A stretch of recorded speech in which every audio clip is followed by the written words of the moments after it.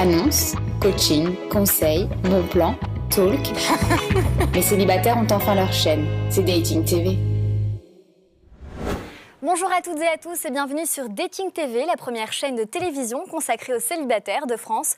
Aujourd'hui, au cours de notre programme, nous parlerons de séduction avec Sarah Mostrel, notre coach séduction plutôt, qui nous parlera notamment de la pensée positive. Bonjour Sarah. Bonjour.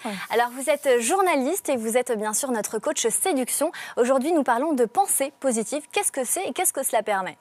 La pensée positive, c'est ce qui permet justement d'avoir une belle disposition pour l'autre, une approche positive envers l'autre. Et ça permet justement d'avoir confiance en soi quand on rencontre une personne. Et c'est absolument important pour justement réussir une relation. Alors justement, quand on n'est pas très sûr de soi, comment travailler sur nous-mêmes ? Alors, il faut déjà se connaître soi-même, chose qui n'est pas toujours évidente. Ce qu'il faut, c'est régler déjà nos problèmes personnels.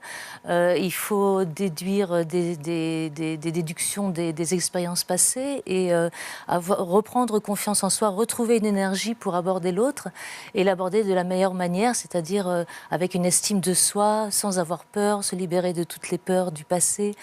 Alors, est-ce que plus on est jeune, plus on a confiance en soi, j'imagine, et plus on évolue, on a des relations amoureuses qui marchent, qui ne marchent pas, on perd un peu confiance en soi, j'imagine. Est-ce que plus on prend de l'âge, plus on prend des coups durs, et plus justement il faut réapprendre à se connaître, ou plutôt finalement se connaître tout court, pour pouvoir être vraiment sûr de soi et confiant dans la vie ?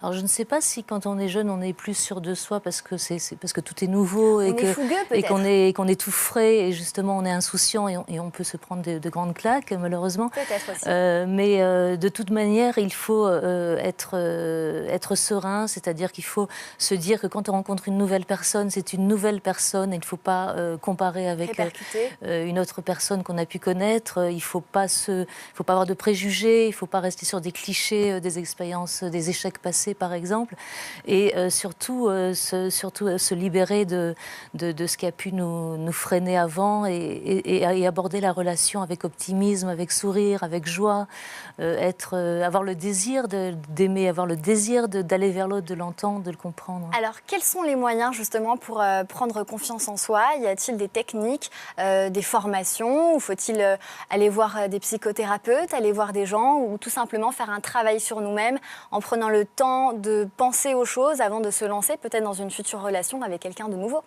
Alors, quand on a eu un échec, c'est sûr qu'il vaut mieux essayer de faire le deuil, entre guillemets, de l'histoire passée pour ne pas justement déporter sur l'autre les problèmes éventuels.